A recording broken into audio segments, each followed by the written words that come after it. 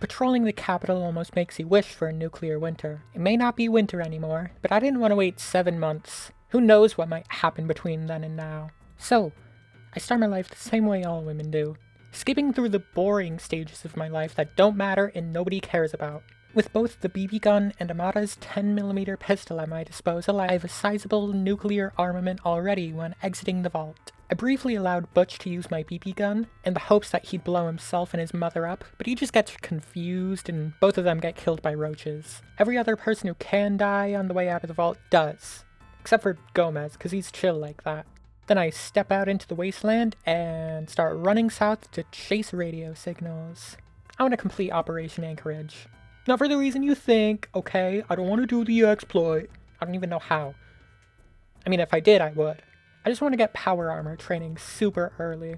I get down to the war zone where the dude with the minigun absolutely tears super mutants apart. But then I tear him apart because he was too close to a super mutant who kept killing us all. Danger close, General Shepard, I've said it all before.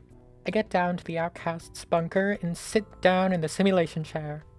Then I learned that just like in the New Vegas version, DLC guns are kind of hit or miss when it comes to nukes. And Anchorage is a miss. God fucking damn it. Okay, scratch everything I said, I load back. Plan cancelled, no Operation Anchorage. To make up for it, I return to Megaton.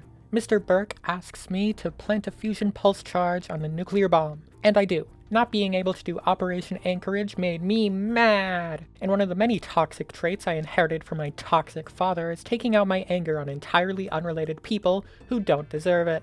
So I walk all the way down to Tenpenny Tower, join Burke at the top, and blow Megaton to smithereens. It doesn't fix the problem, but it sure makes me feel a bit better. My path of nuclear carnage doesn't end there. Not by a long shot. Although this time, I direct my nuclear-assisted anger towards something productive. Enemies, rather than innocent civilians. The super mutants at the memorial, to be more specific. It's a little bit early to be worrying about them, but since they won't be respawning, I figure it's a good idea to get them out of the way early while the getting's still good. Because you wouldn't want the getting to get bad. That's not a mistake I'll be making ever again. Now, look, folks, I get distracted easily. I had every intention of going to Rivet City and grabbing the bobblehead. Maybe do some other things, too. But what I actually did was go over to the riverboat to Point Lookout, agree to find Nadine for her mother, and start Point Lookout. Here's something I'll reveal to you. I've never played Point Lookout. That's not entirely true. I started the Fallout 4 remake of Point Lookout once, but wasn't able to finish because I kept getting soft-locked at the mansion, so I've never played biblically accurate Point Lookout. This will be an entirely new experience for me. If you find yourself asking why I've never played it, it's because I've never really played much Fallout 3 at all. In 2014, when I first played this game on my Xbox 360 as a child, the only DLCs I owned were Broken Steel and Mothership Zeta, otherwise known as the two DLCs that I fucking hate.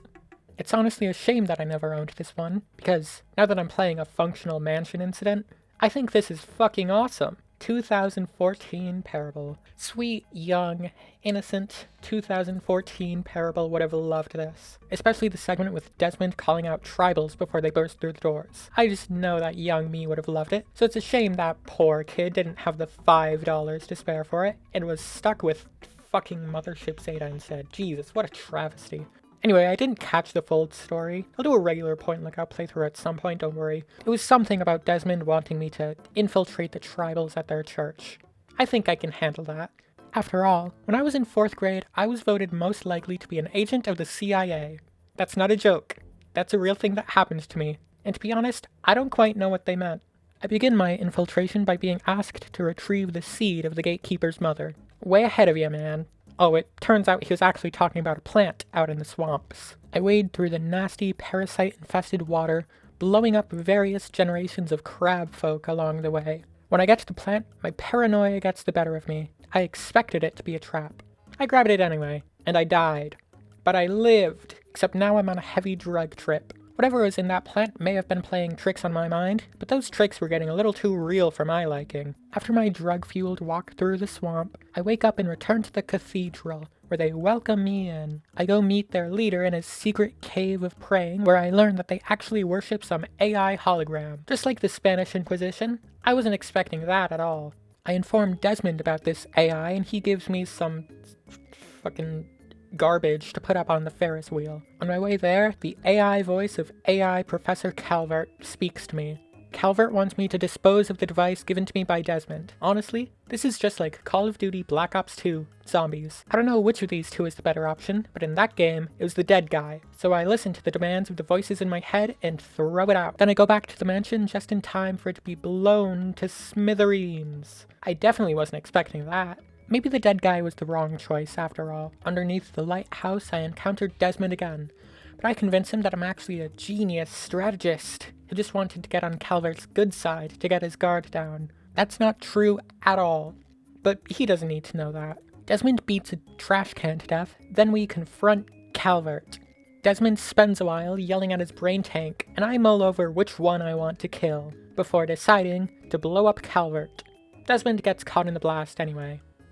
Good enough. I return to Tobar's boat where Nadine is waiting for me. And there I learned that, gasp, Tobar is a serial brain stealer. He's confined in a 1-block wide room, so every time I try to kill him, I get nuked as well. Unshocking. But I'm able to just leave him in the engine room as Nadine and I sail back, and I beat Point Lookout during a nuclear winter. I guess. My official rating? I don't know, it's alright. It's not bad.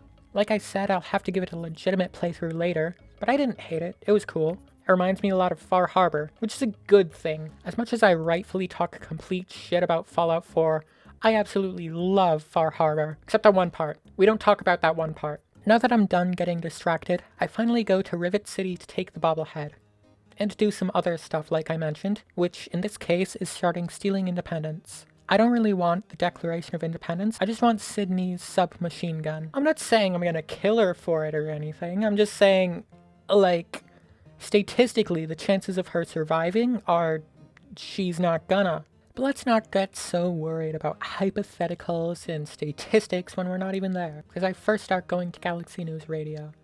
Turns out, because I grabbed Dad's holotapes already, Sarah isn't outside to meet me. Honestly, that's kind of a good thing. I've found that the more friendly NPCs you clog into an area, the more likely you are to get stuck on one of the useless fucks while trying to avoid nukes. I clear out the mutants and the behemoth all on my own without the pride parade making things more difficult than they need to. Getting through DuPont Circle though? Nightmare! Nightmare of the highest degree. The raiders are all spread out in a way where I can't easily hit all of them before one can instantly react to my presence and fill me with nukes. That's not a very pleasant experience in case you've never experienced it firsthand, but I learn from my mistakes. Maybe not the first time, but always by the 30th. The mall is an inhospitable war zone in the best of times. These are not the best of times. It's a hell site. I admit, I underestimated Sydney because she survives the mutant attack and our journey down to the basement. Even though I got lost and confused and forgot about our secret elevator until I have to check the wiki for where to go, because I'm stupid. I managed to convince Button Gwinnett that I am none other than Thomas Jefferson, so he lets us take the Declaration of Independence off his robotic hands. Despite all of my best attempts to get her killed, Sydney escapes the National Archives with me, so the two of us return to Rivet City, Declaration in hand, to give it to Agent Washington. Obviously, I could just kill her for the damn gun, but I'm not a monster, you know. Quick aside, how the honest-to-God hell was Sydney not made a full companion? In my opinion, which I respect, stealing independence and Sydney are standouts as some of the best parts of Fallout 3. She feels like such an obvious pick. Back to the submachine gun, I wake up Riley in Underworld to start the Riley's Rangers quest, to have a waypoint pretty much to the location of her dad's holotape. I am terrible at navigation. I would never find my way there on my own. The quest gets me to the Statesman Hotel, where I clear out the first floor before remembering that I can't get up that way. So I take the passageway through the hospital instead, just like I was told to do in the first place. The hospital and hotel itself are filled with more supermutants. All of DC is filled with supermutants. They're like roaches. Kill one, 20 fucking more come crawling out. Stomping enough of them gets me to the note from Sydney's father, which I grab, then proceed up to the roof to meet Riley's Rangers. The Rangers, from the faction Riley's Rangers for the quest Riley's Rangers. Despite me clearing the lobby already, more mutants come out of the void to ruin my day anyway. I get stuck here for a while, because it's next to impossible to fire at one group of super mutants before the other turns us all into paste. It's probably a good 30 attempts before I finally pull it off, then the Rangers and I can get going. My path to the compound is full of similar points where I get stuck. That is because, after a fight, I make the most dogshit quick save ever right before some Talon Company merc snipes me out of existence. This one wasn't that bad. I get myself out soon enough. But I didn't learn my lesson, because I quick save again right before a supermutant also snipes me out of existence. After that one, you would think that I've learned my lesson. I didn't, but it was fine this time, so no harm done. Surprisingly, all of the rangers made it home safely. And before I did too. Did they have a shortcut they didn't tell me about? Because if so, what the hell? Whatever. I find Sydney in Underworld and give her her dad's holotape in return for her SMG. The super mutants in the Museum of Technology become my test subjects for my new SMG. It's certainly a gun. I don't even remember why I actually wanted it. I'm sure I had a good reason, but I don't know what that was. Whatever. With a lot of meandering done, I finally go to Vault 112. Oh, that was weird. To rescue my dad from his dog-like prison. In about a minute flat, I activate the failsafe, allowing the red Chinese invaders to nuke our small town away. Then I meet Dad at the Jefferson Memorial, where apparently I missed some mutants. One mutant, actually, who I guess was hiding when I cleared the place earlier. What did I say about mutants being like roaches? Inside, I start working on repairs for Dad, and he berates me for blowing up Megaton. Lighten up, man. Can't people take a joke these days? The Enclave shows up, and the only appropriate reaction to seeing someone flying their flag is to blow them the fuck up. So I do. Then I escape with Dr. Lee through the tunnels. Only her, I killed everyone else earlier. Inside the Citadel, the Brotherhood initiates repeatedly blow themselves up while Lyons and Lee speak. Then I leave to retrieve the Gek. Unlike the last two times, I actually remembered to take Child at heart. But I probably didn't remember to tell you that before now. So I can skip wiping Paradise Falls off the map, and instead worry about wiping Vault 87... Well, I guess it's not really on the map unless you walk through the Glowing Sea's cooler older brother to find it. But I wipe all the mutants off the map anyway. They're toast. Not Fox, though. I don't have the supplies to retrieve the Gek myself this time around, so I actually save him. Then run ahead and clear his path to make sure he doesn't end up nuked. Because if he dies, then we're both doomed. That's only hypothetical, though. We're fine. I got the Gek, and the Enclave scoops me up and takes me to the torture pit. But they don't realize that I'm not stuck in here with them. They're stuck in here with me, and my tendency for malfeasance. And my hundreds of nuclear friends. If blowing up every individual Enclave member by hand wasn't enough, I also ensure that President Eden blows up the entire bunker when I leave. That actually reminds me. Before taking the Purifier, there's something else out there that needs to be blown to hell. Vault 101. When I get there, Gomez isn't there to meet me, even though he was definitely alive the last time I saw him. Technically, I don't think you can actually blow up the vault without Butch being alive. Or if you can, I couldn't figure it out.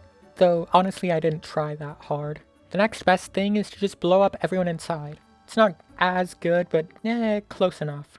Now we can go start attacking the Enclave and taking the Purifier. Actually, no.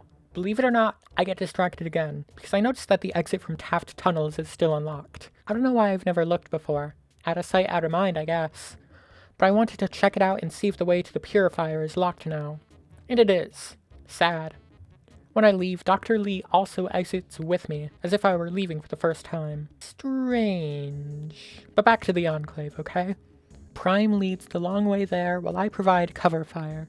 By which I mean I spray everything within a 10-mile radius with enough mini-nukes to sink the entire eastern seaboard into the Pacific Ocean. Not the Atlantic Ocean, the Pacific Ocean. Inside the memorial, I pre-fire the hell out of the Enclave by unloading 60 shots into the doorway.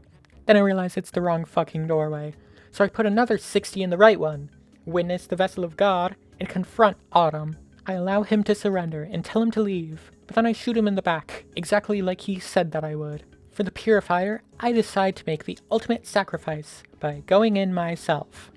Then I change my mind. Nah, that's alright. I'm good. I wait around, allow it to blow up, and beat Fallout 3 during a nuclear winter. Of course, this means that I never wake up in the Citadel, so I can't blow that up too, but god, I did not want to play Broken Steel anyway. We'll just call that one a wash. Okay, I'm gonna go replace my father's blood pressure medication with sugar pills. Bye.